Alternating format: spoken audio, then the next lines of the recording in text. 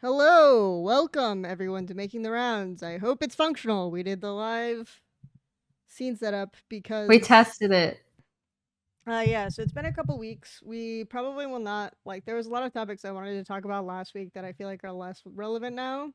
So we're just gonna try to zoom through as many fun ones as we can get. I think we will start with some, as usual, like some broader industry logistics topics, and then go from there. The first one is coming to great concern by Milkyway fans all over the globe, Yes. of course, which is what is going to happen to Milkyway when he gets contract locked in hell by RNG. That's not True. exact wording, but you know what people have been asking. So, Emily is way too loud. Okay, thank you, chat. Your Unlucky. purpose is to sound balance for me. There you go. All right. I thought I got the sound balancing, but apparently it was not functional. All right. So Milky Way contract jail. Emily, thoughts? Go. Uh, I think it would. So, in terms of like general contract jail, this happens pretty frequently. Mm-hmm. But in terms of Milky Way specifically, the reason why it's such a big deal, obviously, is because he's so good. I also think like you and I have talked a little bit about this in terms of what the team around him does, and not just in like what compositions they run, Yep. but like how they play around him. Um and I think the big worry for me is that that would not happen if he goes to a different team, because this team right now seems very synergistic in terms of being really aligned on playing that play style. And the worry for me is that, so basically the rumor is he'll return to RNG after this summer. So basically whatever happens this year, he'll be on FPX. And then as far as I know, the rumor is he'll go back to the way it was translated is he'll go back to RNG or a team with champion winning potential that really needs a jungler will like buy him out, which is unlikely. And Mm-hmm. technically, he's still in a 3-year contract, and he's loaned to FPX. So I think the big thing that's really sad to me is that one reason why I think he's been able to flourish and like really showcase how good he is, because obviously a lot of it is just in micro, right? Like it's his micro decision making and a lot of team fights and stuff like that. But the other thing is that he is the main carry on their team, and they're really good at facilitating that, especially with cares, like what they've had him play, um life being, I mean, just playing better, I think, generally, but also like the champions that he's been locking in. So the saddest thing to me is that I think obviously people are giving Milky Way himself, the individual player, a lot of credit, and they should. But I also think that it's really nice to see a team take a player, recognize his potential, and be like, we are going to play this way. And it's actually influenced so many other teams now who aren't necessarily playing the style correctly.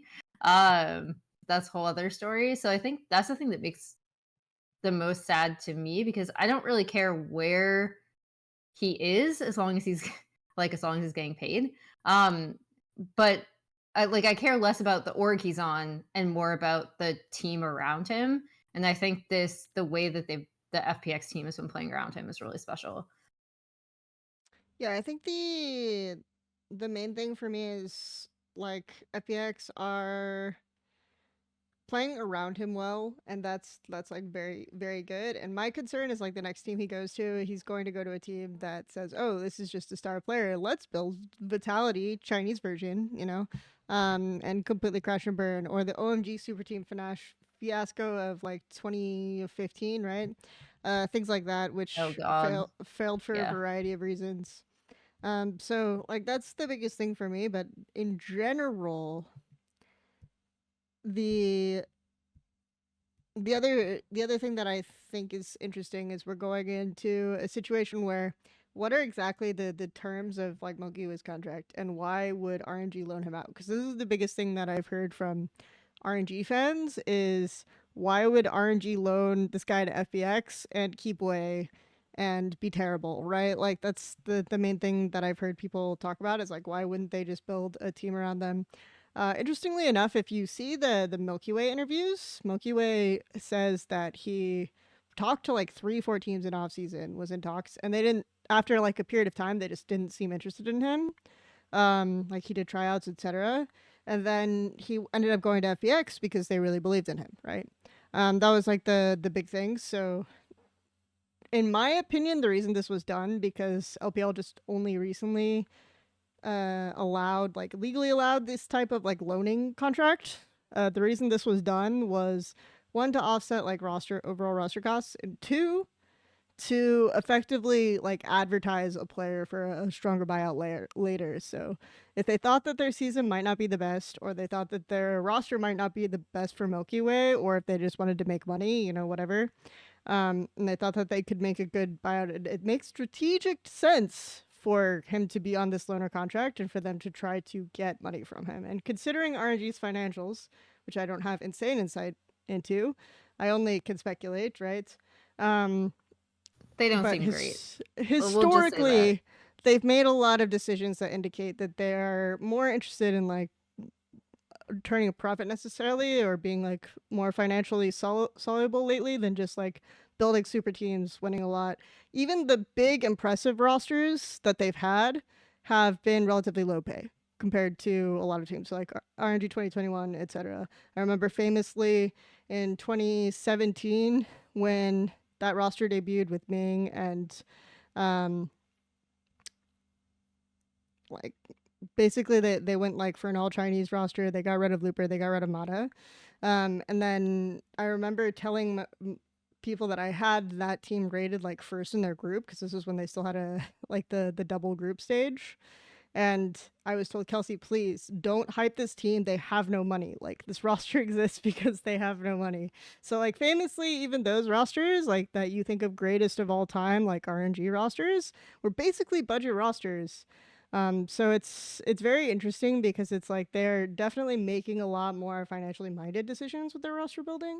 And of course, like at times people say predatory, but the reason why they're loaning him out is to make the buyout. Like they would always, I think, in my opinion, prefer to get the buyout for this player, than to quote unquote contract jail him. Like that's my opinion on it. I obviously don't have a reason to necessarily believe this, but like I think the most likely scenario is he'll end up in a weird team with like superstars or whatever. But because of the salary cap situation, also, you have to think about teams that haven't necessarily spent a shit ton of money on other players, because then they'll have enough money for like the buyout plus the Milky Way salary, Yeah. and they'll be able to build that kind of team around him. So maybe they do end up with like a pseudo FPX situation, right? Where it's like maybe they haven't spent a bunch of money on the components around him, but it's a roster that can make him look good. So, I mean, there's definitely a lot of considerations that you have to think of when you think of Milky Way. But for me, it's like, keep in mind, RNG want to make money.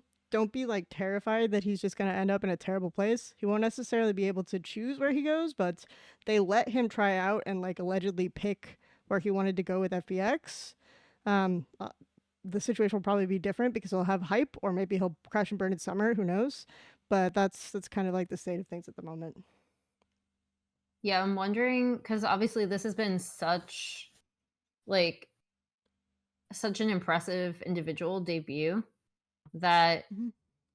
it's the more surprising thing to me on the back half of that rumor is that people are still thinking that most teams won't necessarily want to pay his buyout at the end of the year, Mhm. because I would assume if he's on a 3-year contract, this would be the first year of that contract, right? And he's loaned out to FBX, which means he's under contract with RNG for another 2 years.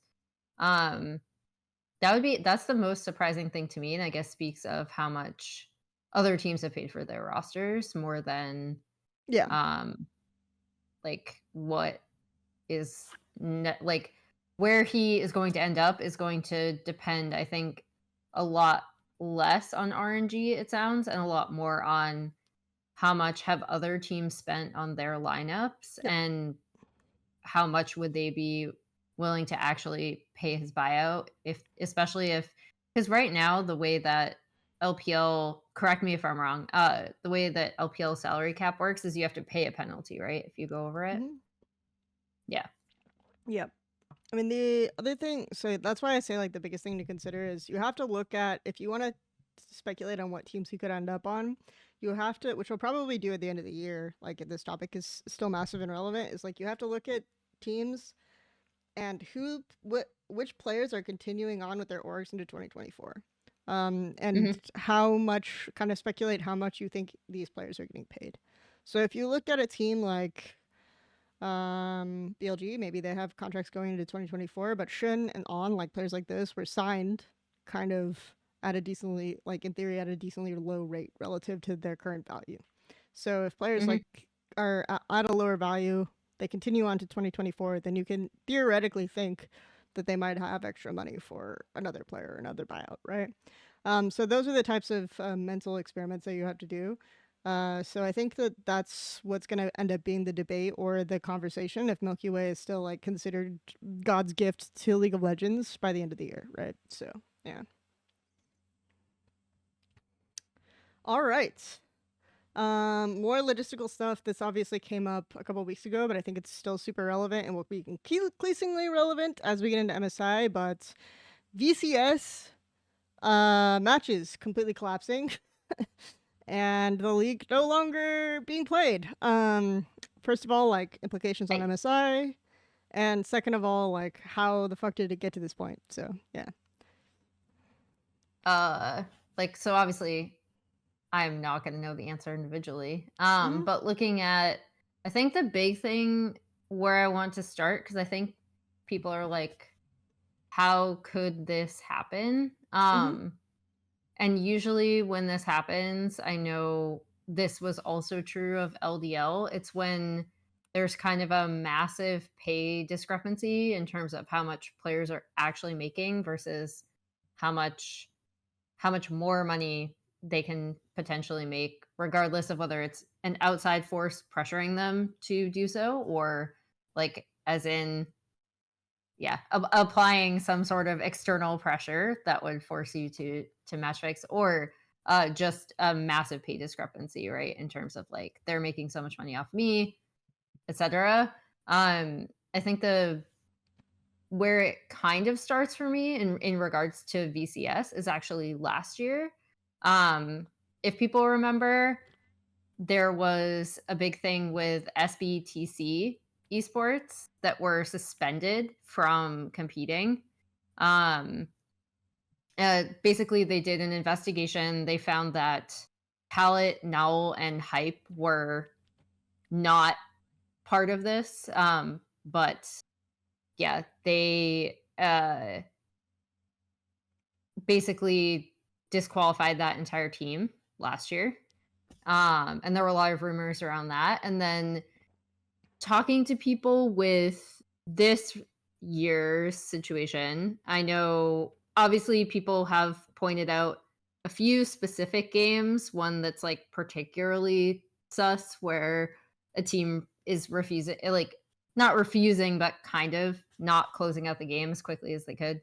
Um, for some sort of prop bet. But I think the big thing that's really sad to me, and it's super reminiscent of the LDL situation where the entire LDL was shut down, Yep. is that it doesn't seem to be just one team, like a few members on one team. It seems to be, I don't think it's as pervasive as a lot of the wilder rumors, like talking to people behind the scenes. It's not as, they basically brought in every team for the investigation. They interviewed everybody. Um, and the results of that are pending still. But it's not like so pervasive that it's like it's 3 or 4 members per team. But it does seem to be spread across multiple teams, which is like really, Yeah. really bad.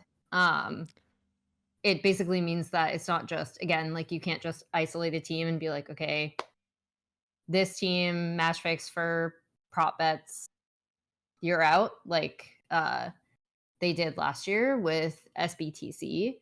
And the fact that it did already happen means that it's a pervasive problem, which is really sad. um And also, yeah, we don't necessarily know the implications for MSI, and we won't until I think the initial results are announced, and it'll depend on how many players across how many teams um, are discovered to have done this. But it is really sad.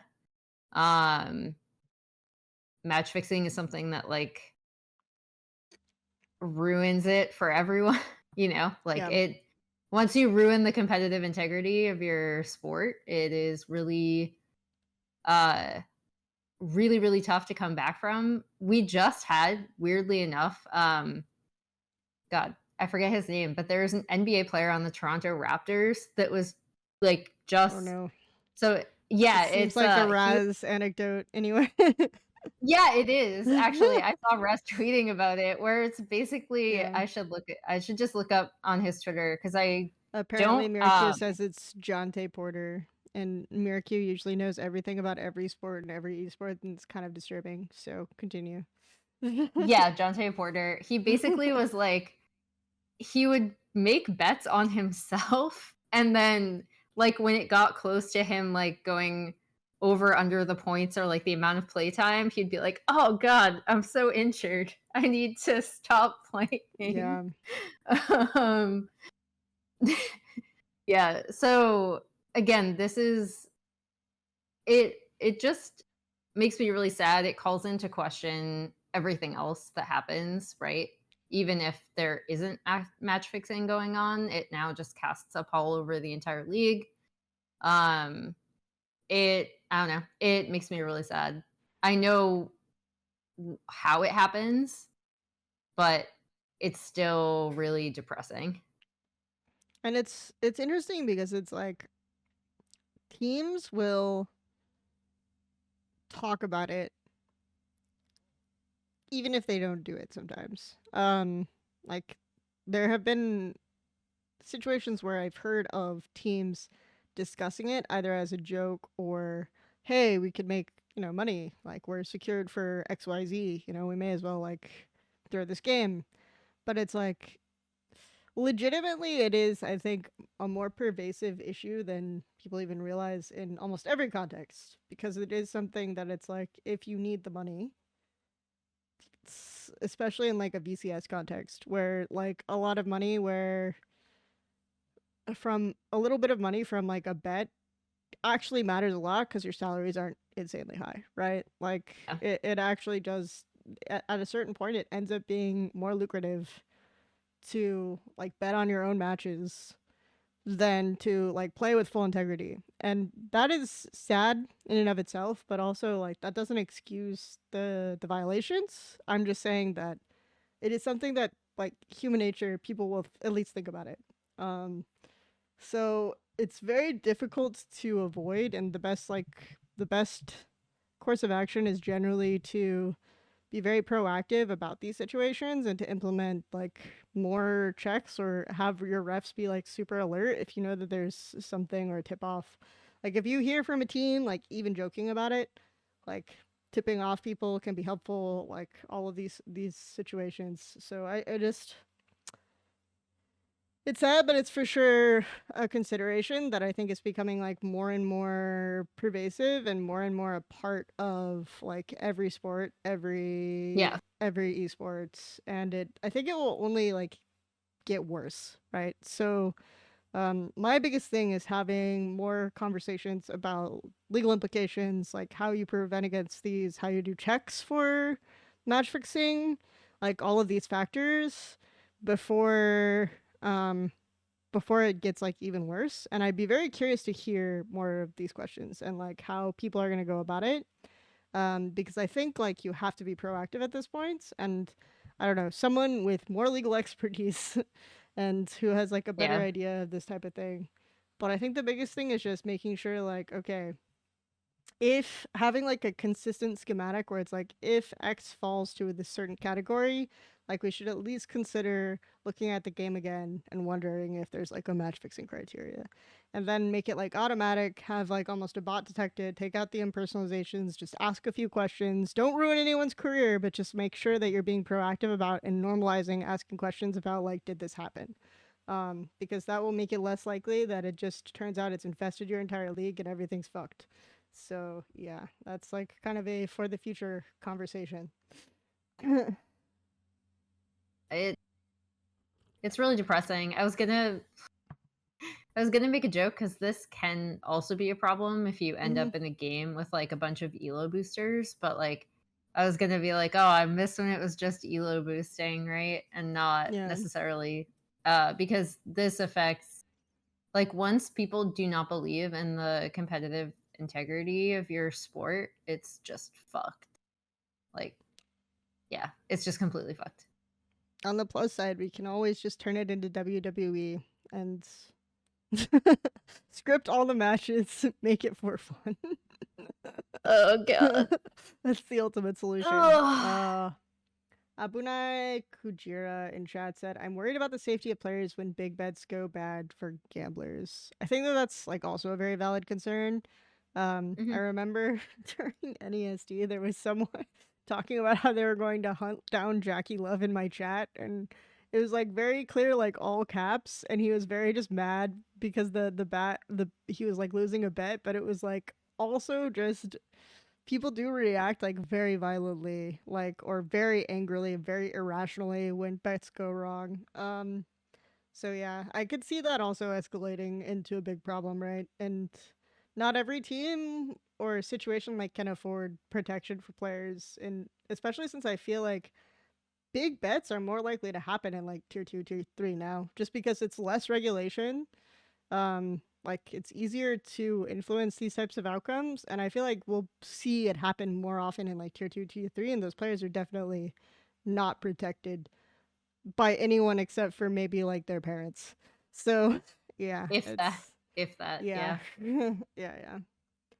Ugh. Yeah, it makes me sad. I mean, again, this is something that at least in the like I can only speak from it from a US perspective, obviously, because that's where I live. But it's something that's become more pervasive in traditional sports here as well, with like the massive rise of online gambling sites. Um, Yeah. and I know like talking to a lot of people team side in NA, um, I think the actual like danger, like any sort of like physical danger or like repercussions and uh repercussions not the right word I was thinking of. God, why is my brain not working? But like any sort of I keep thinking of retribution either. That's not the right word. Damn it. Retribution. But anyway, any I mean, sort of like retribution kind of works, no? I don't know. yeah. Um, like outside of that, I think it also has a pervasive effect on the way that we talk about players as individuals. And I Hmm. know talking to a lot of people team side, they have talked about in recent years as betting has become more pervasive in esports that people are really, really harsh on individual players when they make like, very obvious mechanical errors because they are losing money off of it. Yep. And yeah, that's become a big thing too in terms of like how people actually critique players. Like they're a lot harsher because obviously if you're losing a ton of money and a player messes up, like there's a very visceral immediate reaction to that happening, right? So I know that's been another thing that people have talked about kind of team side is like the overall harshness of the discussion around players has become a lot worse and a lot less constructive.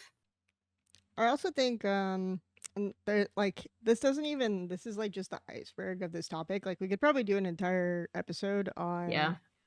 on a topic like this because it's actually just very far reaching. Like betting sponsorships, like all of these things. I think Riot it's kind of good on them that they've just avoided the betting issue and just wanted to have zero association with it because they probably foresaw a lot of this, but I also think in some ways ignoring it made it worse. Because if you're ignoring it, like there's no preemptive regulation, there's no like interaction with the betting sites and like kind of vetting how they're using your IP and Yeah. how you're interacting with it. Whereas like if they had maybe proactively looked for partnerships or anything like that with like betting, then maybe they would have done a lot more of this like prep work. So I do think that there is something to that argument as well. I know, like for example, a lot of betting sponsorships were under investigation, um, partly like during the first split of LEC because of like a random comment we actually made, which was looking into like who gets like on the show, because looking into who gets like what money, and how Oh like yeah. people who partner with betting sites make money by advertising it, and like what actually, and I don't know like the full details of the results of that investigation, so I'm not gonna like drag it up and go into it in detail, but there's just like a lot of stuff that you have to think about and touch and look over. So when I say like Riot should have been more proactive, I'm also just saying there's going to be a lot of stuff you don't foresee and a lot of stuff you can't regulate, right? So it'll be very interesting to see how this goes. In terms of MSI implications, I think the biggest thing people are afraid of is that they'll just like add an extra team from like Korea or China, but I don't really know what the solution is. Yeah, we have to see how it affects the actual seating. Because you basically just have to make it even, so there's not like a weird. Mm-hmm. Let me see. I've had I should a have had this couple of. pulled up. I may have a lot of viewers from this area, but I've had a lot of people suggest like giving PCS an extra slot just because there's so many regions and leagues like covered in that Yeah. group. Um. So yeah, there's that as well. Yeah, I mean, because they only get one, so Yeah, and they cover like that would be. so many leagues that feed into it. So yeah.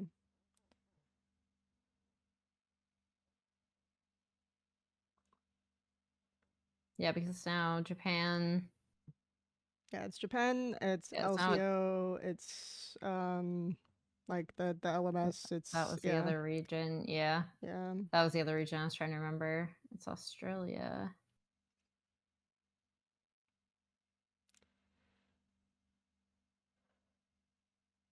All right.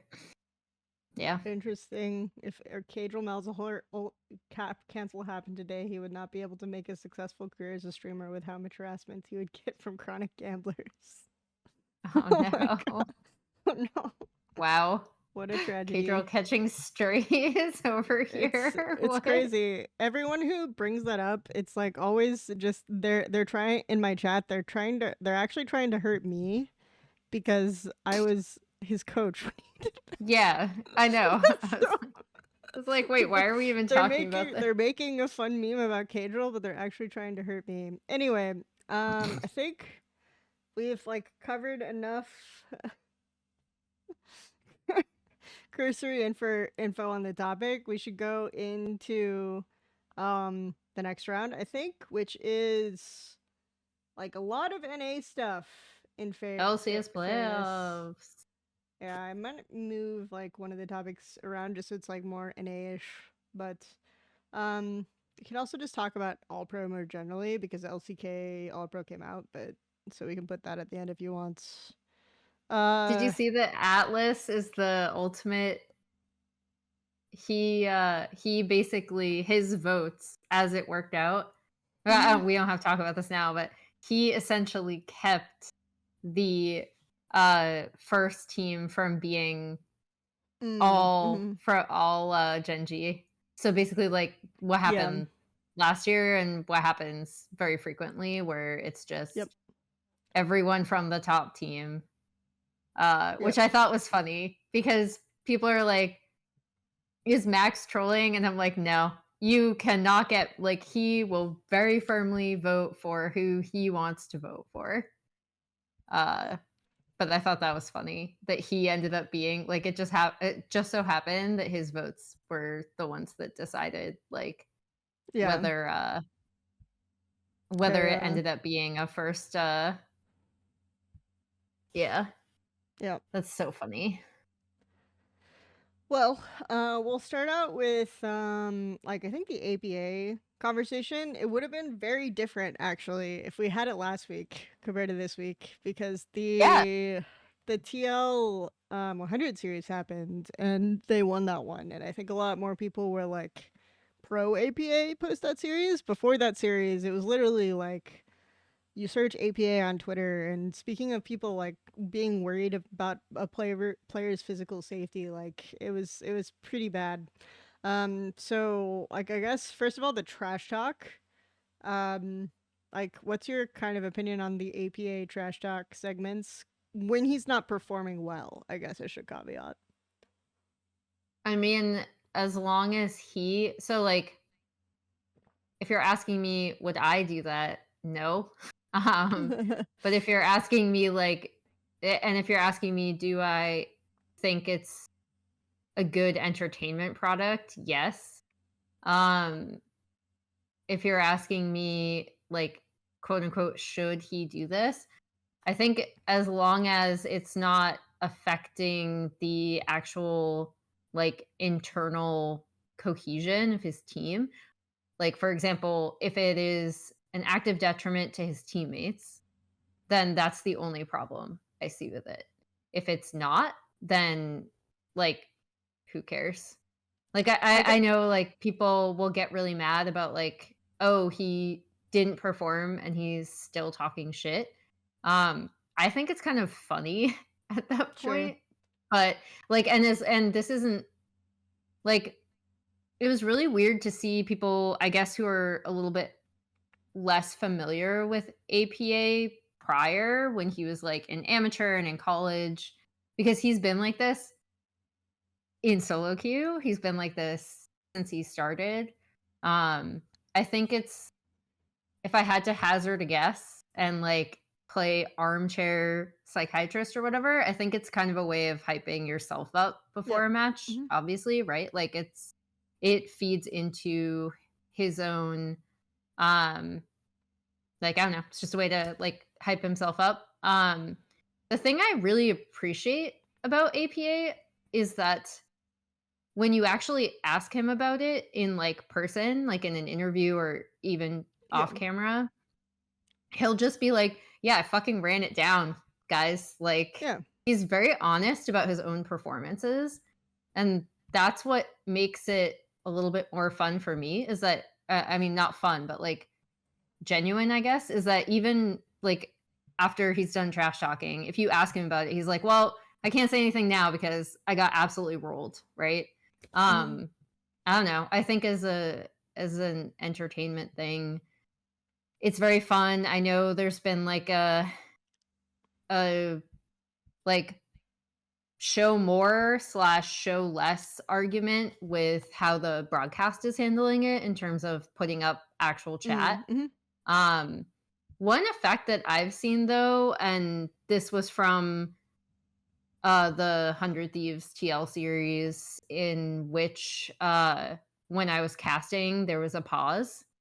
Hmm. And the thing I've noticed is that since we started showing these things on broadcast, and since APA and Jojo have both been highlighted for like their trash talking, but especially APA, a lot more players have been willing to chime in and Yeah. just be chatty.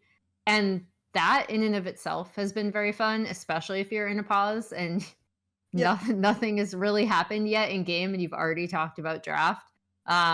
You can kind of just talk about like players going Yep. back and forth and like it was like I thought that part was really fun, and I do think a lot of that is APA's influence because of the fact that he's just been kind of trash talking the entire time, and it was kind of known that him and Jojo were Yep. the two keyboard warriors, I guess, that we Oh yeah. we have in LCS right now. Um so I mean, I don't think it's terrible, but I also, on the flip side, appreciate that if you actually talk to APA, he's very, very willing to admit when Yep. he has not played well. And I think that's the one side of APA that people don't see is like how much fucking work he puts in, and I know that that's something that matters more to Spawn than probably a lot of coaches. including me, which is just like how much are your players like dedicated to improvement. And like APA is someone who has always reached out to everyone for feedback. Like no matter who you are, he'll reach out to you for feedback, right? If you're in the scene, I did multiple coaching sessions with him when he was an amateur, right? Like he always wants feedback and he always tries to improve and really grind. And I think the other thing, so that's like the humility aspect of him and the dedication he has is the part that people kind of like miss when they're really criticizing him. The other element though is like I mean, if I had my druthers, all chat would always be on. Like, always have all chat on because that's where you get like some of the most entertaining interactions from players. And obviously, like if they know it's public, it'll be more staged, or they'll do it less. Like, it'll definitely be affected. But some of the best, like the funniest moments of any day of scrims are all chat moments. And it's definitely like the bits of personality that people are missing is like having the ability, like if you could go in a basketball game and like put a mic up to LeBron James after he gets like an insane shot or whatever. Sorry, my basketball knowledge is shit, so this is a terrible analogy. And then hear him like say, "Yeah, get dunked on" or something. People would love that shit, but you can actually do it in League. Obviously, you don't hear the comms, but the all chat is very funny. So it's like Mhm. it's good enough. The other thing is yeah, I will push back a bit on APA being the original because Jojo is always the instigator. Like whenever you see like content or you ask players like, do you all chat? Like, how often do you all chat? Everyone says like, I don't really unless Jojo's in the game. Like for sure, because Jojo just like instigates everyone. Like you load into a lobby and he's like, so like. Who's gonna whatever XYZ, and then people are saying like I have Jojo muted because he just talks perma.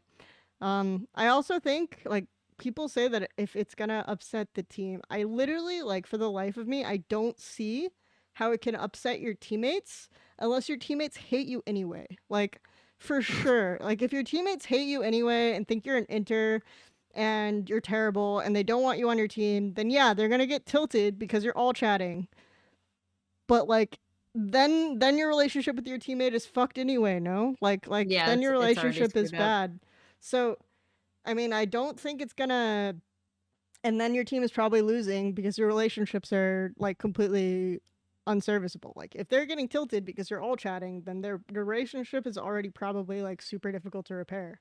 Whereas like if you're all chatting, let's say that like you're all chatting talking shit because you fuck up your flash, and then meanwhile like your top laner randomly like inted under tower, everyone in the community is going to be saying, "Ha ha, APA fucked up his flash and he's chatting shit," and no one's gonna notice that Impact is just like inting under enemy tower. Like you become a lightning rod. Like all of the community criticism goes to you. It helps your team. There are people who get like on TL within the org who do like look at Reddit and get upset by it. APA seems to have like a superhuman power to not really be affected by that.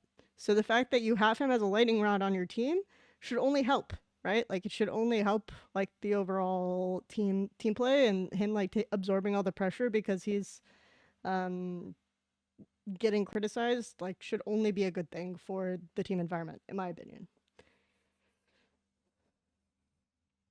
But anyway, APA's performance generally, like I think there was a lot of criticism the entire split. A lot of people wanting him to get replaced. People ask me like perma, who do you replace APA with? And I say it's super unfair to ask that question because APA is only on that team because of poor initial roster construction in 2022, right? Or 2023. Wow, it's already 2024. Anyway, Yeah. poor initial roster construction in 2023. Like, why are you asking like who do you replace APA with? Just blow up the entire team. Do whatever, right? Like that's the better answer. That's the answer I always give. But like I guess against 100, a lot of people are saying he performed better, right? Or he did better. It was a better series. So I'm curious, like, where do you see APA now? Like, if you had to change the TL roster, would he be the one that you replace? I mean, that I have no idea because, like, if you're just looking at replacing him as an individual piece, I then Mm-hmm. take a look at what? Let's see. because they have Roamer, and I would not promote Roamer. Even though TLC actually did end up doing better than I thought they would Mm-hmm. in NACL. Um, but like who else? Like if you're not bringing over a mid, who else are you promoting? Um, I guess People you buy out. people You could want buy out quad. Quad. Yeah. I mean Yeah, he probably has like a small buyout, but not really. So yeah. yeah, that would be probably your other option. And then it's like, okay, well, is that would that team be the one that we want to have? I don't know. Um, I don't know if he would necessarily fit into the roster. I think he's really good. Um, maybe he would, maybe he wouldn't. I think this TL team is a team that I really appreciate has now just decided to play more bot lane focus compositions. And I Yep. know a lot of people have also been like hypercritical of Yon as well. Um, Once again, the but lightning rod coming in hot. So anyway. yeah. Well, I think Yon unfairly suffered from a lot of backlash against like Lucian, weirdly enough, and like not being able to use it was weird that I kept seeing Yon singled out for this. I guess because they kept playing it. Mm-hmm. But like more so than I think C9 and Berserker when they played it.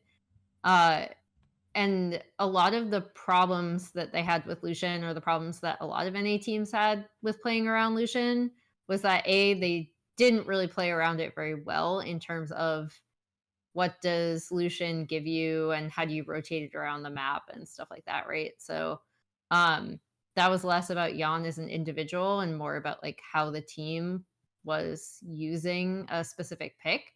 But I saw him getting hyper criticized for that. And now that they've been going for more like scaling bot lane carries, I think the team has looked a lot more comfortable. I think it's also helped that to some extent has looked slightly more comfortable with lanes outside of top lane, um, because that seemed to be the only lane where he would be able to play around it really well.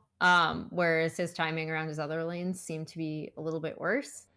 Uh, but yeah, I mean, I think APA individually um, did actually play a lot better in the most recent series they had. Um, so I don't know if that was just course correcting from the previous week where he just got really focused, if he had just had a bad series the week before, if, you know, FlyQuest are actually just a lot better at recognizing where they should attack their opponents, especially early, which I think we may talk about later. Yeah. Or I have some inspired related stuff, but yeah, I mean, I don't. When TL lose, even though APA makes, there are a few times where you're like, wow, that's a very egregious mechanical error, right? And I think whenever you have a player that can make egregious, like individual mechanical errors, sometimes that is a lot easier for every single person to see Yeah. than a team fucking up. Like you look at the map and you're suddenly like, why do we have no towers taken even though we have a whole bunch of kills? Or like, why did XYZ happen? It's a lot easier to recognize a fail flash, or, you know, I'm this individual is fucking up a Talia wall or something like that, right? Because that's Yep. something that we do in our, like, that's something I fuck up in my games, right? You know, like individual mechanical errors, I think are easily identifiable, and so they're a lot easier to criticize. Yeah, I mean, I think the biggest thing for me is like there are so many mistakes that I see other members of TL making that it actually boggles the mind to me, like the entire split, when I see people only singling out APA and Yon, where it's like Koreans can do no wrong. Core JJ has a brand, Impact has a brand. They brought over MT.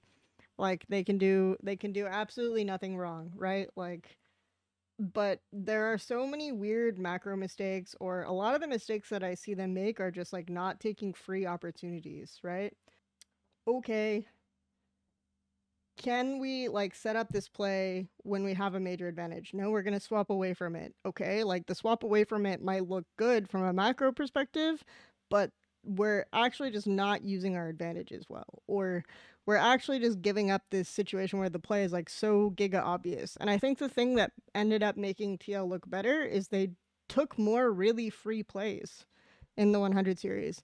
And part of the reason they took more Mhm. really free plays is because, frankly, like 100 Thieves bot lane were terrible in laning phase, right? They were Mhm. terrible in laning phase. So TL's bot lane got major advantages, and it was a lot easier from like that perspective of a lead for them to take angles, for them to find angles, for them to capitalize on misplays. And it's like, all right, they're actually playing the game now. Like the team itself is actually playing the goddamn game. And it's like it's easy to see misplays, but to me it's usually just infuriating watching TL because they just don't do anything, right? Like it's literally this is so free. Why are you not taking this opportunity? So for me it's a little crazy that it's like only APA and Yon getting flame when there's like a systemic problem with how the team is operating. Yeah, I think I have called previously TL the most infuriating team because they can put together, like in season, I think it was their game against C9 actually, they put together like some really singularly impressive wins.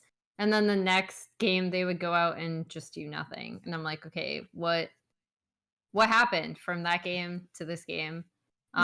Um but yeah, I think going into that series, I was not on the desk. I was casting, so uh they didn't take my prediction. But I actually had predicted TL 3-2 because I Mm-hmm. thought that 100 Thieves map movements and setups were significantly worse. Um, and also, I again, even in the FlyQuest series, where both teams I think were not playing to their best. I thought TL had at the very least decided kind of how they wanted to play around bot side a little bit more, Yep. which was good. Um, because it gave them a little bit more of an identity than some of their floundering during the regular season. So that brings us to C9 and Fly, since this is going to be the big one that happened this week that people are going to have a lot of questions about, which is like Hmm. the biggest thing I see is did Jojo play badly? Um and like a lot of people are saying Jojo played like absolute dog shit, right? During this series, and Jensen just like giga outplayed him. That's the comment I've seen most Wait, were often. are people seeing that? Saying that Not you, actually? not. I haven't paid Oh, attention. you're saying like I've seen it so frequently on socials, like and on Reddit, and I'm just very Oh. surprised by it. I So Yeah, I was gonna say I disagree like vehemently with that opinion actually. Not that Jensen because didn't have a good series, but like yeah, I Jensen disagree with had a fine series, but it's like I guess the common analysis is Jojo got 0 kills and Jensen had 0 deaths. So that's like the basic analysis of the situation. So, yeah, but I think anyway, that's a fun thing to call out in terms of yeah, like stats to call out for the series. And I also think like I don't know. Maybe this is just from like years past, but I remember people in NA being like super down on Jensen for a really long time yeah. comparatively. Um you and I talked about this like all the way back in like 2016 or something. I don't know. But anyway, putting that aside, I don't think Jojo played badly at all. I do think Inspired had a really good read on not just how to play through their early game and kind of mitigate any sort of Mhm. losses that they did incur from having losing lanes in certain matchups. But then also, I think he very correctly identified like when he needed to go help Jensen either to reset his wave because he was getting pushed in, um, or really attack Jojo at very precise times to make sure that any leading lead that he did have didn't get out of control. Because I still thought Jojo laned, like in particular, like pretty well. I think that's always we've talked about this. That's his greatest strength as a player, is his Mhm. laning and like understanding of matchups. I think, um, but I thought that inspired in particular, like part of it is definitely because he, I think, has played with JoJo before, so he really understands like what JoJo wants from his jungler and what he wants from his setups. Um, but I also thought a lot of his attention to detail in his early pathing was very specifically to make sure that JoJo, like no laning lead or push that JoJo had was going to get out of control, Mhm. like enough that Jensen wouldn't be able to handle it. Um, and then also a lot of it was just like, does he need to come reset Jensen's wave? Like I thought the big thing that stood out to me in the 100 Thieves series specifically, outside of the obvious counter pick top that they were doing for Fudge with like obviously the TF top has been banned against them since, but like the saving actual like lane counter picks for Fudge in a few matches against 100 Thieves was also that Jojo and Blabber in that series looked a lot more coordinated through like early tracking of River, making sure that River was like they were very well aware of Yep. where he was. Um Whereas in their series against FlyQuest, I thought Inspired and Jensen were a much stronger like mid jungle duo, and we've actually seen very few times, in my opinion, that Blabber and JoJo have worked together as a mid jungle and not Yeah. just been two individually good players. And I think that actually made a massive difference in this series. But Yeah, no, I I think don't think JoJo performed poorly at all. Actually, yeah. I think he had like again there. I think the Renekton like essentially fishing Talia out of her ultimate is a funny visual. Yeah. Um, and I think Oh, yeah, that that was, like like, individual good, play yeah, that was the hilarious. That was stun, just like yeah. really funny to watch. Yeah. I mean, it was Or just that time. really it was well done by Bwipo, like, that's what it was, Yeah. so yeah. Yeah. There was another time where I forget which Drake fight, but it was Bwipo was essentially like not Mhm. only marking JoJo, but I think JoJo loses track of him in a brush. Or Yeah. yeah, I don't know. But ends up getting marked really, really well again in the Talia versus Renekton. Um, but if you were to ask me what the big difference is between like inspired Jensen and Blabber Jojo, it's that the former pairing seems to really understand how each other wants to play and also what each other needs and work a lot more synergistically than Blabber Jojo, which makes me sad because I think one of the things I kind of wanted to see from this roster was some sort of like really strong like mid jungle synergy between these two. And thus far we haven't really seen it. Yeah, I think for me, like, some of the more interesting moments that happened this game were legit, like, silent plays and just not using like, we weren't able to convert bot lane leads at all, like, ever. And a lot of that is just I think Inspired to an extent is just a like, I think the broadcast said Inspired and Blabber are different jugglers, but I actually think Inspired is just a better version of Blabber in a lot of ways. Like, Inspired does what Blabber wants to do, right? Which is like, I'm not the biggest fan of Inspired Lucid because I'm like, he's gonna pick it and he's just gonna full clear or whatever. But there are like a lot of moments in the game where he read the situation very well. And for example, like when C9's bot lane double killed Masu Busio and they recalled, he was like, okay, death timers are short. Like my bot lane's actually gonna be out on the map first. I can take Dragon on this window. And he immediately like pivots his plan to take Dragon. And based on this, like C9 don't get a single dragon like the entire series, despite their bot lane being ahead. And there was just like a lot of moments where I felt like they were just in such terrible positions on the map, either because of prioritization of like jungle camps or in general. Like there was one moment I wanted to set this up to screen share. So I'll do that. Or to share on like the channel, so I'll do that real quick. Um Let's take a look at this sequence where, okay, we have set up the top. We know FlyQuest are going to recall here. Blabber's bot camps are up, right? So he's going to focus on taking those. Jojo's leaning. This is like a window where Baron's about to be up. They lean, they get mid prio, so they guarantee that their bot lane's going to be up tempo. Okay, so this is like the main screenshot that you have to see.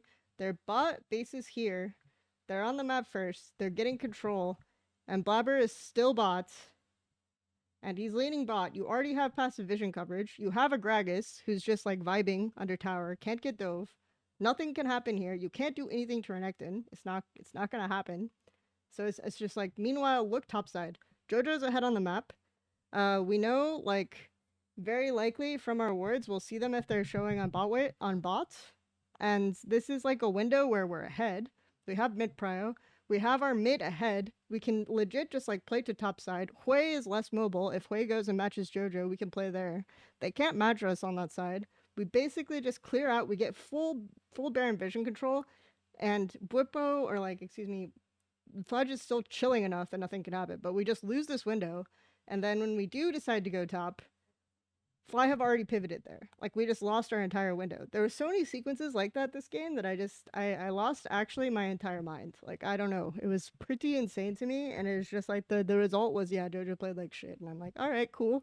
Like, if that's your analysis, I'm down. But it felt like Fly just had a way better read on where to be on the map at any given time and how to use their actual advantages or find like spots or situations where the enemy team was fucking up. So yeah.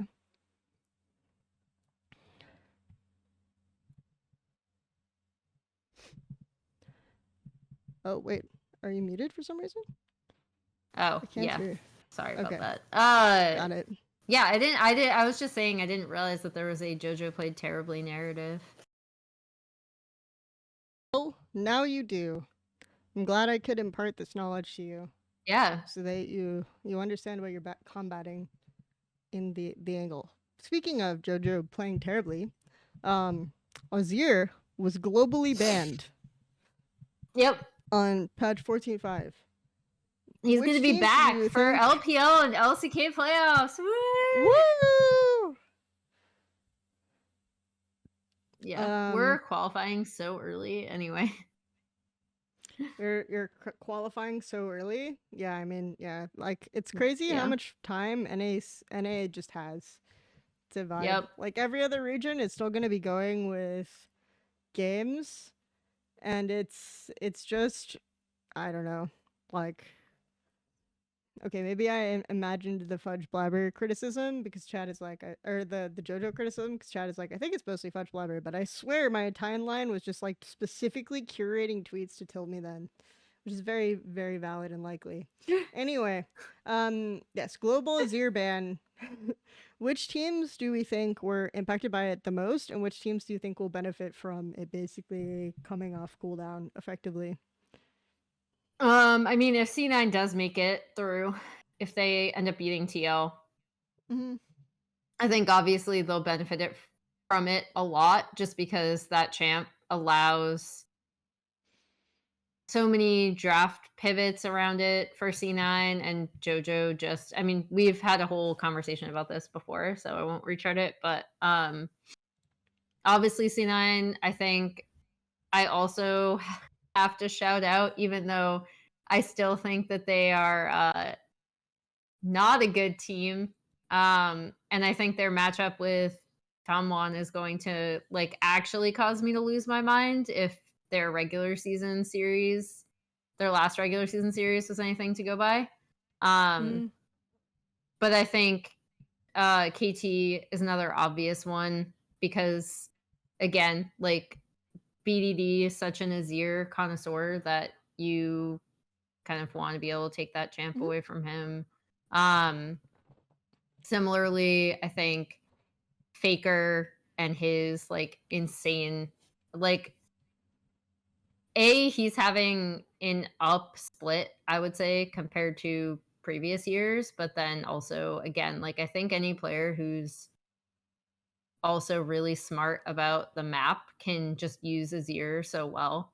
And a lot of times with what T1 want to do with their compositions, again, I think Azir is such a great pivot point for them. So it forces the other team to ban it or deal with Azir. I'm trying to think of LPL. Those are the two teams I can think of from LCK. Anyone's legend is LPL, obvious, but they didn't make yeah, playoffs. Shanks. rip, rip. RIP. They went literally with the Azir global ban. They just like lost every single game after that. That's crazy. So they're probably the winner from my perspective for most impacted. I think like Humanoid is a Mhm. massive Azir Yeah. player, so that's like a shout out for LEC. They're not swapping to 14-6. I'm kind of surprised because I would assume that they are because of the timing. I would have they were Because for spring playoffs, aren't they? Or am I yeah, I mean, trolling? I thought that they did, but I haven't seen people mention it, so I'm not 100%. But I assume LEC is swapping for 14-6 because the timing lines up pretty well. Yeah. Um, I was under, and I haven't talked to anyone about this, but I was under the assumption that they were just going to go 14-6 for all of playoffs. yeah, that's what I thought as well. Because that's But usually what happens is you like keep all of your yeah, playoffs on the same patch. so for me, I think it's like a slight fanatic buff, and they've been looking like decent for me. I think like LCK as a region, in my opinion, is more impacted than any other region because I feel like they actually lane Azir correctly. Whereas every other region's mids, they play Azir, but they play it for like fights. Whereas you can actually get a significant lead early, and LCK mids are the ones who are consistently doing it. Like even LPL mids, they think like Azir is a roam champ or something. I don't know what they think. It's very weird. But it usually just means that the Azir side gets like wrecked super early. Um, Whereas I think doesn't happen in LCK. Like basically the Azir like what was happening so often with Azir was people were one doing it on red, and then like that would guarantee that they basically didn't have mid prio and LPO, right? Whereas Yeah. that would not be the case for a lot of LCK teams, and then it would be easy to invade their bot side, and like blue side win rate I think was way higher in LPO when Azir existed. So overall, I think That's actually so funny. actually it hurts LPL to happen this year. Rip. Azir's But return is we'll the see. death knell for I guess. LPL. It is kind of funny that my mind automatically went to LCK initially. I'm like, Oh yeah, yeah. I mean, I do like think they have the obviously best BDD Azir is the big players. one. Yeah. Yeah. I think it helps LNG a bit. I think Azir was like one of the only Mm, champs that they were winning games on. They do look a little bit better now with the coaching staff change, which could be just like a honeymoon phase, but they do look a little bit better right now. So yeah. Um, like Cryan and Shanks are unironically like the best LPL Azirs. Like Miracu is shouting out the Cryan Azir. He's on IG, so that could maybe help IG because they look like a complete disaster right now.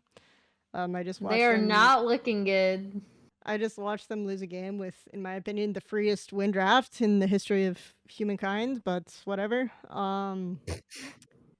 Weibo Gaming actually played side lane though, so that's it's like the first time we've seen an LPL team actually play side lane in the entire season, and it's a Xiaohu team. We're shocked.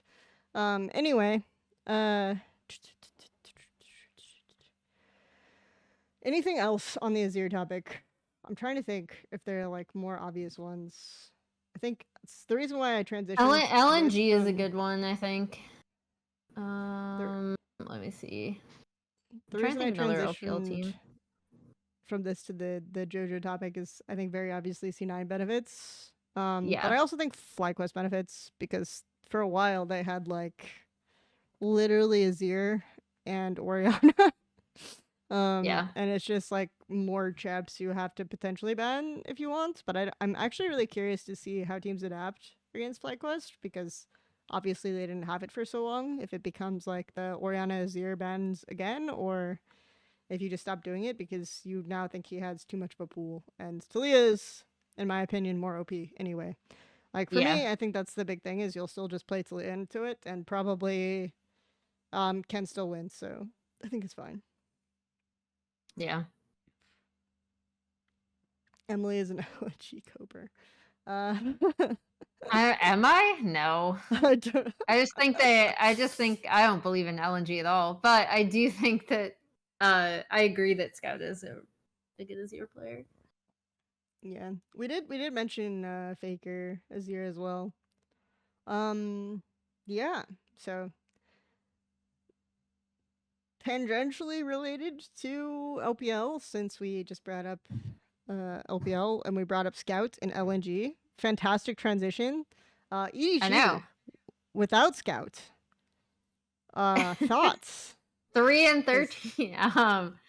No, so the reason why like I wanted to talk about this is because obviously I think there's been a lot of um just talk generally around EDG mm-hmm. because they ended up becoming really popular.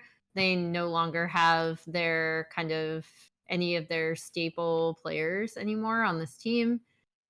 Clear Love's coaching rants have now gone viral several times. Yeah. Uh, and I think this is so the thing that's like really interesting to me, and I don't know if this is a broader discussion. We can keep it EDG specific, but I think there's a lot of interesting things to talk about in the LPL specifically in terms of how teams have treated their rookies or Yeah. what makes for a successful rookie debut in a Mm-hmm. major region.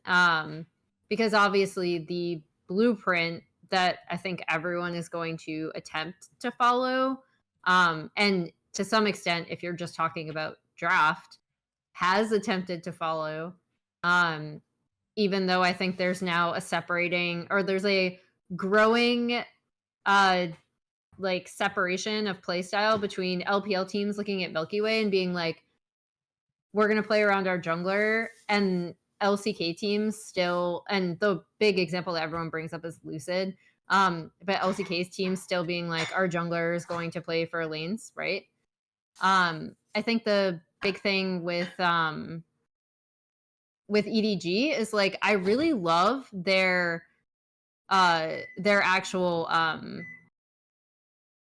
team in NEST, and I really liked a lot of their players. And this was an LDL, like a lot of their LDL team were players that we were looking at, but obviously they were a complete disaster for most of the split, right? So it's like, what I guess I wanted to ask you, like, what do you think a team needs for their rookies to be successful? And is this EDG, is their initial like lack of success due to the fact that they didn't have a sort of like veteran direction or someone kind of taking charge of the team? And they kind of wanted that with JJ Allah. That was like the initial plan. It went terribly, to be honest. And I think they actually looked better. And this is not like shaded. I want JJ to recover, so this is like not me saying, JJ, I'm glad you got in trouble or anything like that. Like, obviously not. Like, being hospitalized, having what was most likely a pretty damaging concussion is not great. But at the same time, like when Monkey came in and Ala was top lane, like they had a brief resurgence that I just loved watching them because they would just go ham. And like they would play for all the top and they were trying things and they were like really pushing the envelope, and I think that worked really well. I think it was unironically like the IG series where they started slowing down again. That one I think they were poised to win the first game because they had like a super snowballed Camille, and then they just like fucked up a mid fight and then lost the game, and then after that it felt like they lost a lot of steam.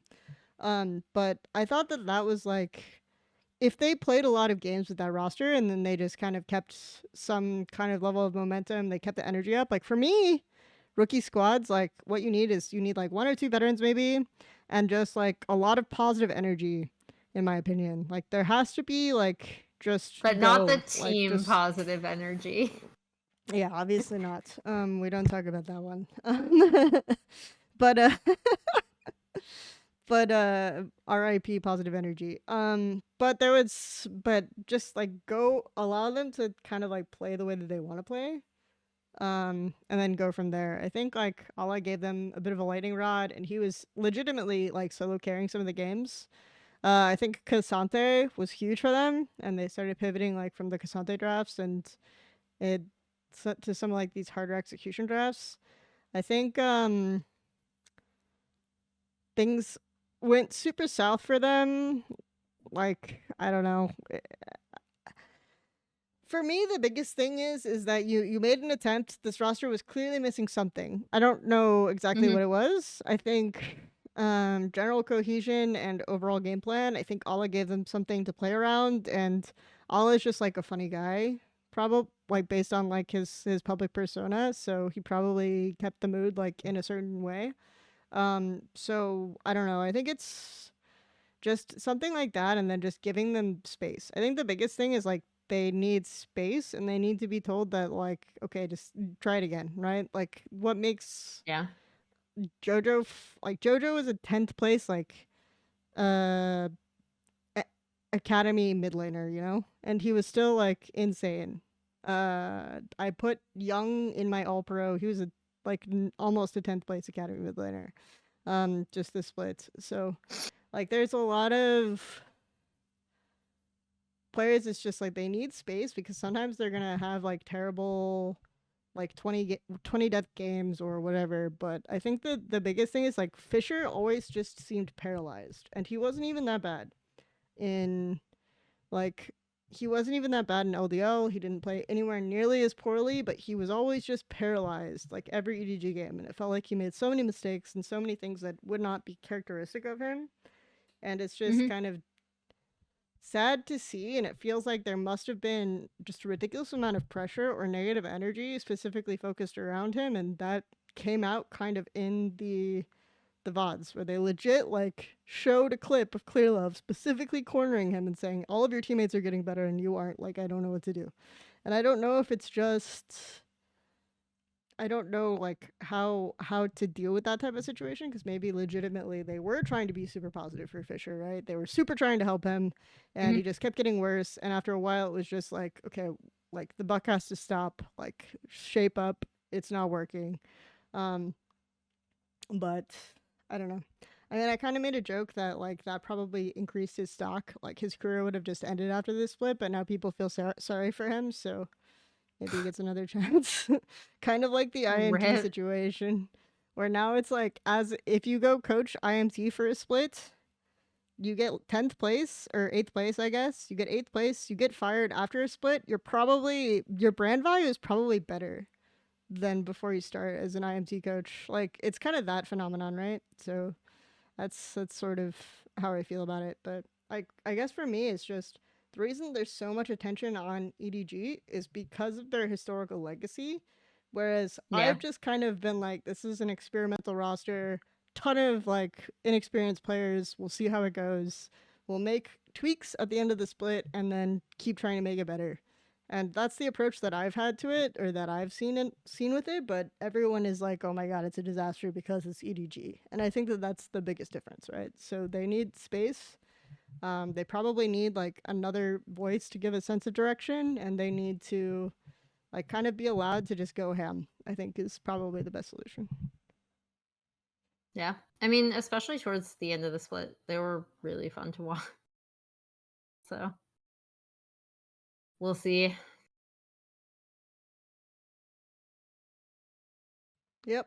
We'll see how it goes. So the EU topic. I think the biggest EU topic I see people talk about is like it used to be a one-team region and now G2 sucks, right? Yep. So my question is like what is your take on why G2 has been struggling more the splits? And also does this mean that like EU is just competitively worse for MSI potentially? I mean, we talked about this last split, but I actually don't. I think the exaggeration of how much competitively worse EU is from last year to this year is like really overblown to a point where Mm-hmm. I'm kind of confused as to where it's coming from, or if maybe people had like way higher expectations last year than they did this year. And that's just like a mental course correction. I'm not really sure. Um, because I actually don't think uh outside of like maybe some of the bottom teams looking a little bit worse than the bottom teams last year.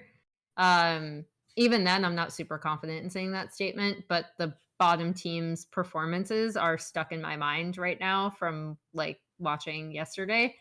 Uh, but I think like in terms of is EU so much worse? No, I don't think so. I also still think it's kind of infuriating because not infuriating that I'm like mad at people, but like it's frustrating that G2 are still, I think, the overall best team. And I think probably have the highest chance of performing well internationally still. I think their biggest problems have been consistently a lot of how they play around their early lanes. And I think their biggest strengths are still a lot of their map rotations and setups mid game. Um, there was so like one game I'd just like to generally throw out is their game against Rogue because that draft was just Sure. not uh it was I think so like and again, I'm not sure like I can't climb in the minds of G2, right? But like they are already qualified for MSI. I think you can to some extent experiment with a lot of your drafting. This was the Rek'Sai.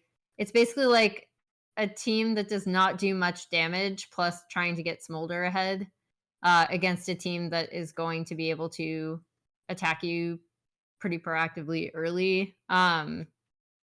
Especially with the Volibear. But I think the big thing that I've seen from G2, um, you can kind of see it in their most recent game against Vitality, is Mm-hmm. like there are a lot of times where, for example, and again, I'm not like singling out Yike as a player, but I think it's indicative of what happens when G2 don't end up getting ahead and if they don't like make the most of their pushing lanes. It's like I thought Douglas actually was way more on the map in that game and very much aware of like where he needed to be and where he could respond to Yike in certain situations, and also taking advantage of like, for example, he blows Cap's flash at like what two something after rotating from like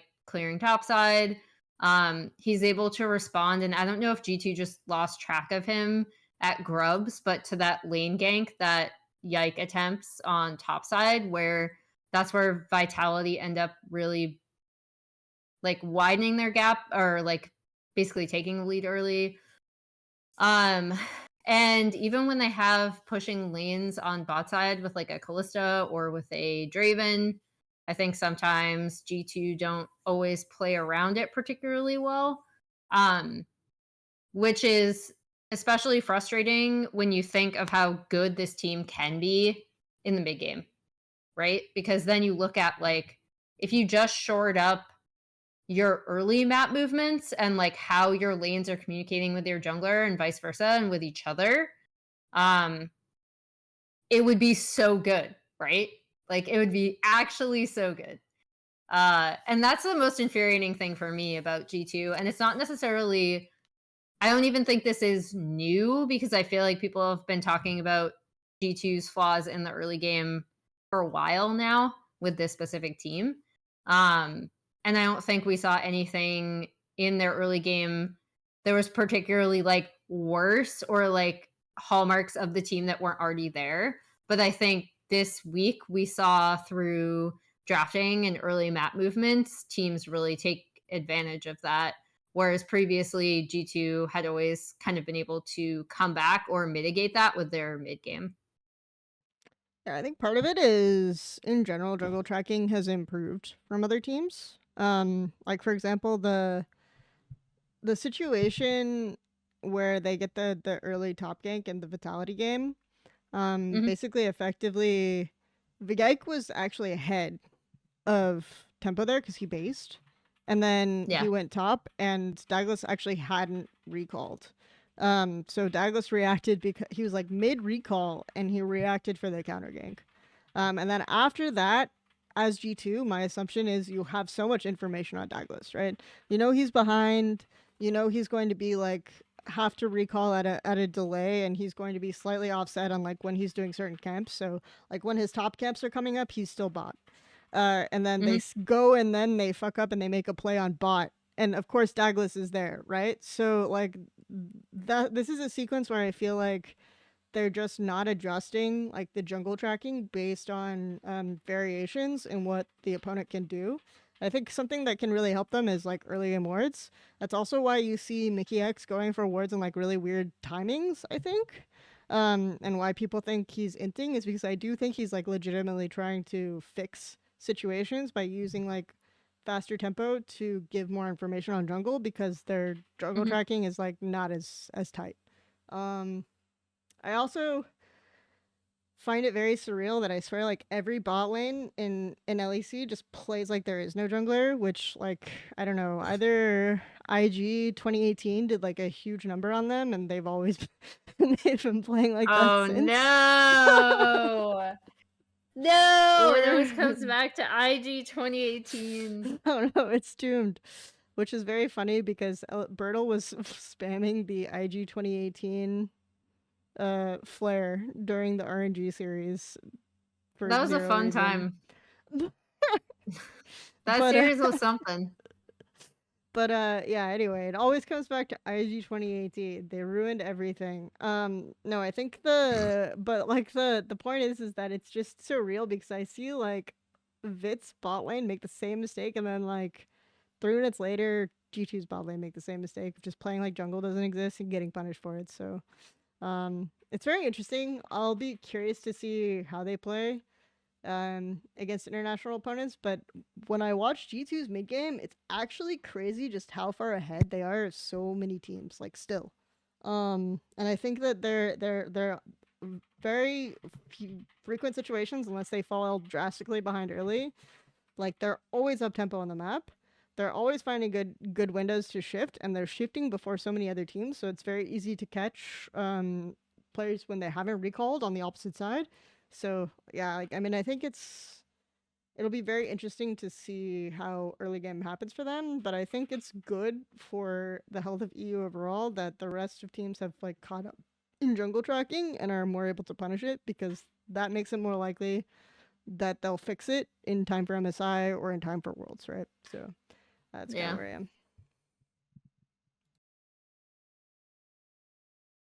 All Yep. right. Do we want to talk generally about All Pro? Sure. I didn't even look at the votes beyond my own. Like I know who I voted for, but I noticed you were the only one who voted on broadcast team who voted Jojo first mid. I'm pretty sure. oh, yep. Yeah. Was I? Based. Okay. Um I know the big broadcast team one I know was that I was harping on Raz for voting Berserker first all team.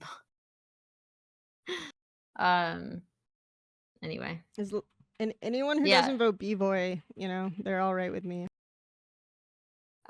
I voted B-Boy, but anyway, I I think know you did. the the weird thing with just generally with All Pro, and I think has there been a lot of backlash to this All Pro? Because I feel like it's been really if there has, I haven't seen it, which isn't a good indicator of whether there's been a lot. But it doesn't Um, seem like a lot to me. there hasn't. I think the reason why this topic is brought up is because people wanted me to talk about it because I didn't talk about it yet. Um, Oh, okay. That's good. I think for me, 'Cause I'd be it's curious. like the biggest discrepancies for me are just like the mid votes for Quid. I think Jojo is always has like a massive impact on his team. Is always like the best, has been the best mid in the league for a while. You could argue he didn't perform the best in spring, but of last year. But like otherwise, I think he's been the best mid in the league since like last summer or the summer before last. Um, so for me, it's just like very interesting to see the Quid hype when I feel like every mid River has played with gets called like the best mid in the league, and River still just like doesn't get the credit he deserves. But I mean, a lot of people were saying that Inspired was robbed as well. When I legitimately think that that's like a completely invalid criticism because River basically was that team. Um, not to flame like the rest of the boys, like they all performed well, but I do think showing up laning phase will definitely stop like the overextensions for River and the amount of work he has to do. So I think that that's like a big factor. And Quid has legitimately like played well in fights, but also like River just does so much and makes mid look so strong because he has very high mid procs, and he always makes sure Yep. mid is in position to do well in fights. So, um, yeah, I think it's and makes it so the enemy mid can't pressure. So that's like that's my big thing there. The other factor was just I had issues with the 80 votes because I just feel like with every like I actually curious your reasoning for voting V Boy because everything I just swear like I just don't get it at all, right? Like I just swear I'm watching different games than people who think B Boy is the best 80 in the league. So I would love to hear your reasoning since you did vote for B Boy. He was the best outside of some so like with Masu, I think obviously because he was my second, and FBI was my third for people who were wondering what my votes were. Um, for I'll like start at the bottom because I thought FBI actually performed pretty well. A lot of the NRG weirdness was from a lack of team cohesion, not necessarily individual performances. Although I think obviously Dokla and Palafox did not perform as well as they had during their championship run, and that made a massive difference because I still think a lot of the way that team worked was around topside and trying to put in a bot lane that together has typically played a lot more 4 lane or diving bot side, um, was an interesting mismatch to watch them kind of go through it this split. But I thought FBI like individually performed well. Um, and then for Masu, obviously a lot of it is that he's getting set up really well, but I still think his team fighting is really good. And that's what gave him the edge. There's also this weird thing with me, where this is why 80 was also very odd for me to vote this way, where I thought B-Boy individually was performing really well. Um, was that with bot lane specifically, it was a weird meta in that a lot of teams that tried to play around having a pushing bot or having something like a Lucian or Callista didn't use them around the map correctly, so they did not end up looking good. There wasn't any sort of like hyper carry meta that we saw. Um, and bot was like the most difficult role for me to vote for. Uh, for a lot of reasons. The other reason was that like more broadly, this split was like kind of the worst gauge of how accurately a regular season seeds for playoffs. In that like it was hard to be confident in any team because of how few games were played. And I thought I had a massive issue in voting for All Pro, especially around bot lane, given the way the meta worked. Because like for example, Yon is someone who I think is like pretty good in lane. But because of the way his team played around bot lane, or like the lack of how they were able to play around their bot lane, he didn't make it. So yeah, I don't know. That's a very convoluted answer for the fact that I just thought B-Boy was performing well individually for that team, despite being on a team that didn't even make playoffs. While also acknowledging that this is just really hard for me because there were so few games. Who would you have voted for in number one?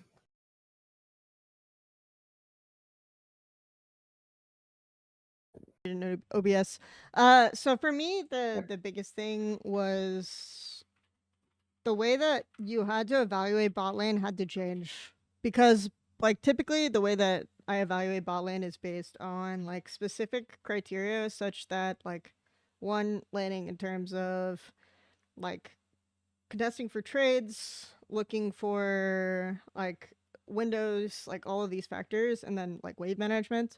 And then the other element of it was like team fighting, like spacing, moving, like all of these factors that, and then of course like awareness, like all of these things. You kind of had to adjust how you were evaluating AD, because you're not getting like the crazy spacing champs, right? You're not getting like the Jinx, you're not getting like these types of champs, and the way that you're evaluating AD almost becomes like a lot more like the way you're evaluating like mid or supports, in terms of like skill usage almost entirely, like how you're creating space, like these types of factors. So for me it was like I ended up going with how much does your role have like an impact on your team success, um, and how are you like creating these opportunities. And for me it felt like I ended up wanting FBI would have been my first, because I felt like he consistently had like a decent enough laning phase, and then he also had like enough of an impact on team fights, and just like playing like Senna like decently enough where he could like catch people out, he could create space, like he could play like map okay, like these in mid game. Like obviously their early game was usually a disaster because they would force dives that were like horrifically misplayed. But like their FBI probably would have been first. Second would have been Masu for me, because I think Masu's team fighting was actually better than B-Boy's in general.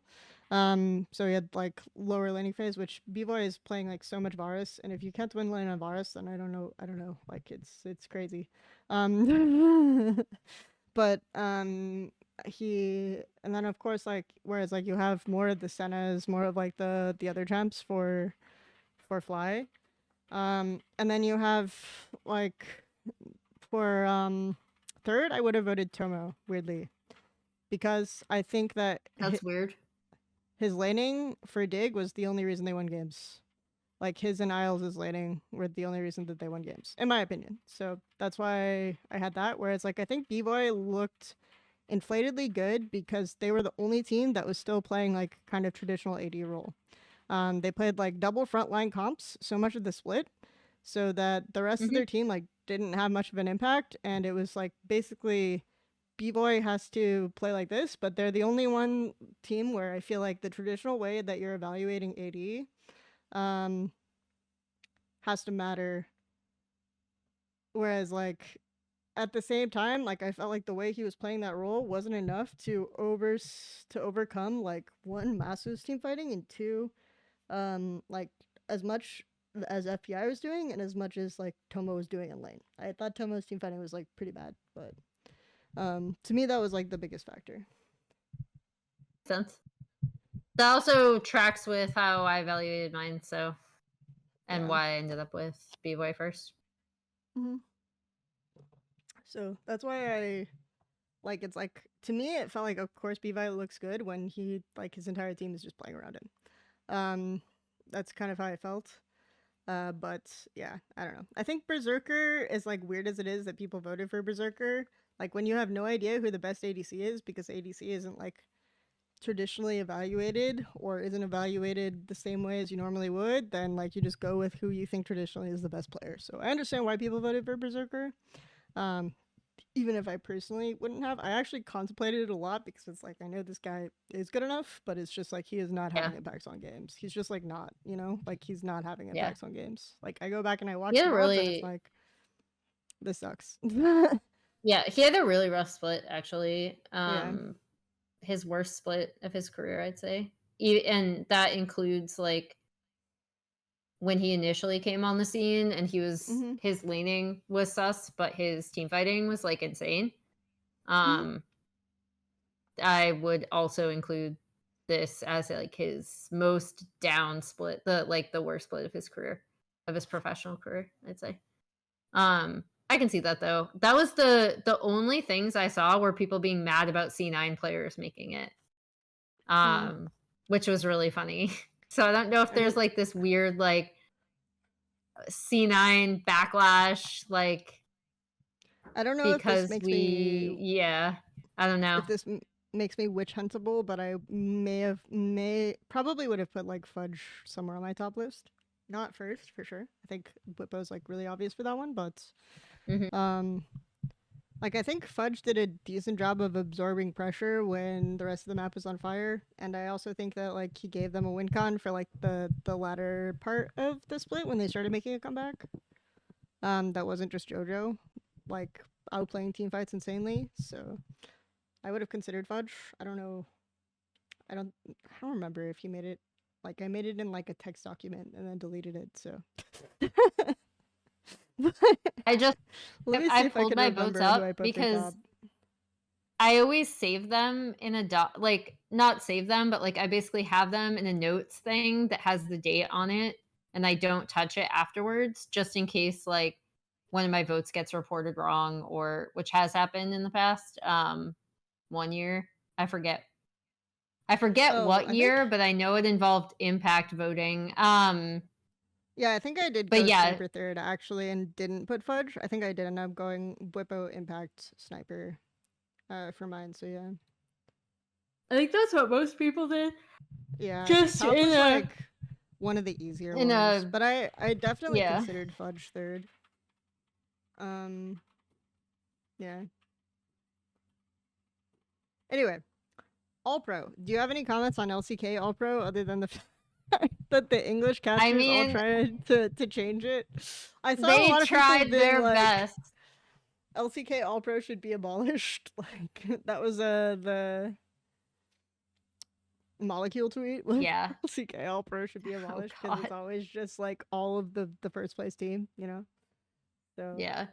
I think it's really interesting to me the differences between LCK All Pro and the way that people tend to vote and LCS All Pro only because I think they're and especially this year because we had such a small game size and I talked to Dokla about this off camera and I also think I asked him on camera in waiting room. It was basically like what happens when players so like more than years past because we had so few stage games this year because of dropping to 8 teams and still keeping with double round robin best of 1 is that the actual discrepancy between the stage games that like we are voting on and the shit ton of scrims that these players are mostly seeing their opponents in as opposed to stage games was like a lot more disparate this split than I think I've ever seen it. Um in terms of like attitude, and that was somewhat reflected in All Pro, I think, because it's always really interesting to see like who players end up voting for.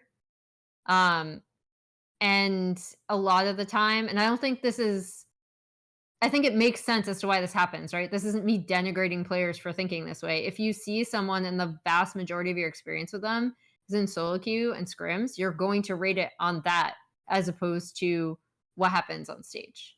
Um, so the really interesting thing to me that happens in LCK is that the players and coaches are so aligned with what a lot of the broadcast team and the media are voting for. That's kind of insane to me because they do typically just lock in like, "Oh, the first place team. We'll just vote I all mean, 5 players."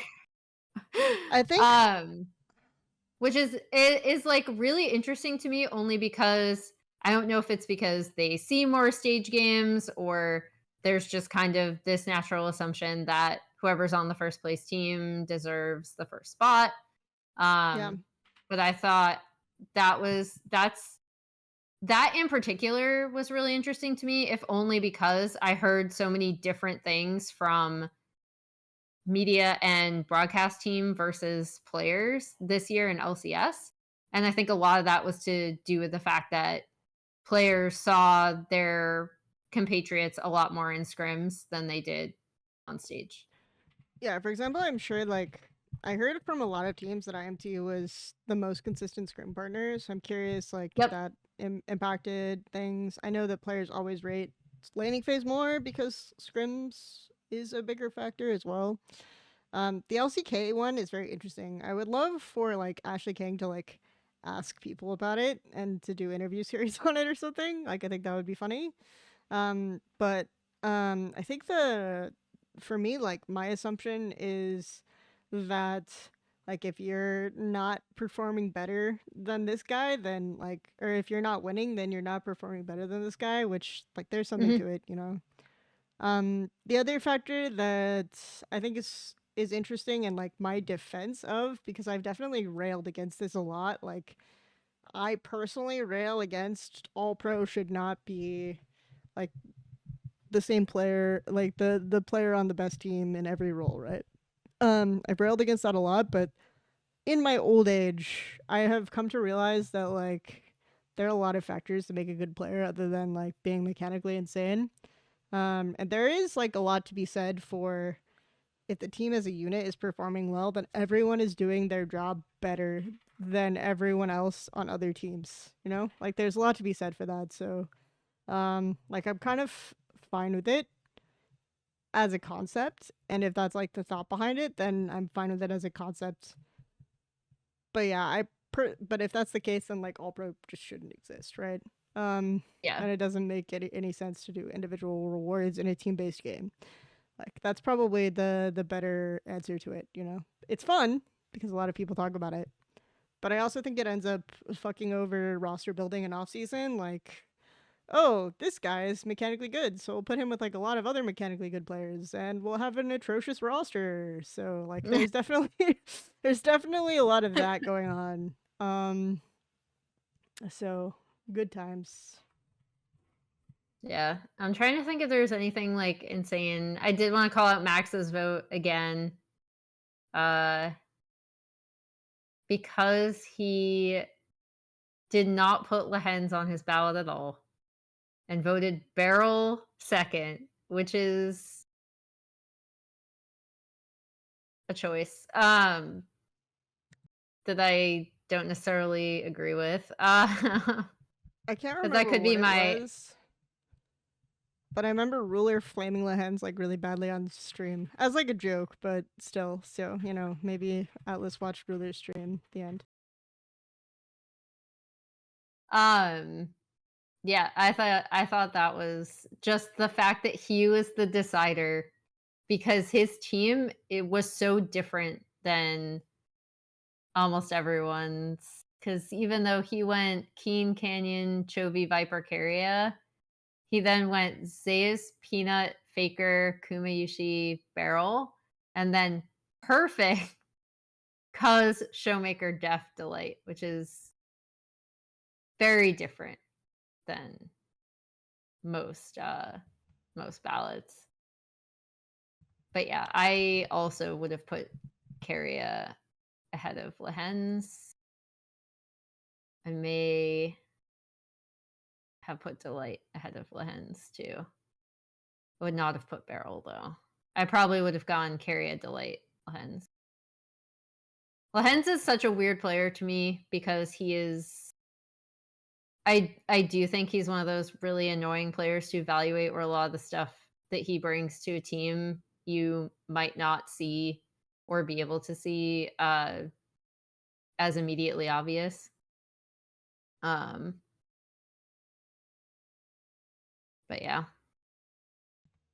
Yeah, the unifying, the fact that they're so unified is the thing that like really, really gets me.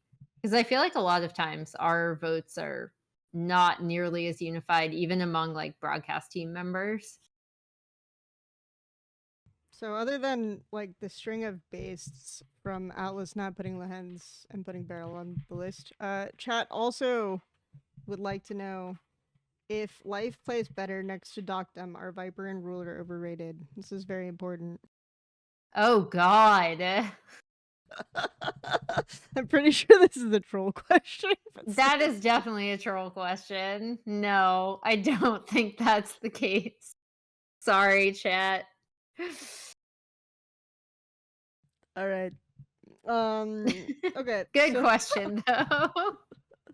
Though probably I will say like one of the comments in chat that would troll you that would tilt you the most was when we're talking about what team should Milkyway go to that like needs a good jungler, and someone wrote DK. So Oh no. because I know you're a Lucid defender. So I am a Lucid defender, and also like I don't know how much we want to get into this because I've actually been talking to Chronicler a lot about this because I think he is the ultimate Lucid defender, right? Because he watched him in LCKCL. I think the big question that kind of everyone is asking is like, if you didn't decide to play around aiming and you instead locked in like a Milky Way type composition and played around Lucid that way, what would it look like, right? Because like I think Lucid has had some absolutely atrocious games. And I don't think he necessarily has the same micro sense that we've seen from Milky Way in terms of like Milky Way's split second decision making is actually like really, really good in fights specifically, but also around like objectives. I think it would be really interesting for me to see DK decide we're going to play around Lucid this way, right? And like, let's see how that works. Maybe it works. Maybe it doesn't. And I don't think LCK teams are going to play that way. So if this trend continues, and if FPX somehow do really well in playoffs, and or as an outside like complete dark horse make MSI, I am wondering how that clash of styles is gonna like what that clash of styles is gonna look like, because I'm like really, really curious to see, right? Because I think LCK teams have very stubbornly been like, you know, you're going to play Rel and you're going to play for the team, and if your communication with your lane sucks ass, you're not going to look that good. You know what I mean? Like you're not going to look as good because they're not really playing a lot of like carry jungle compositions. Whereas I think the success of Milky Way has had a very obvious demonstrable effect on how teams are playing around their junglers in LPL. And I kind of want to see those two play styles like really come to a head, because I think it'd be super interesting. So the real takeaway is not that Viper and Ruler is overrated, it's that Showmaker is overrated. Got it. Okay. Wow.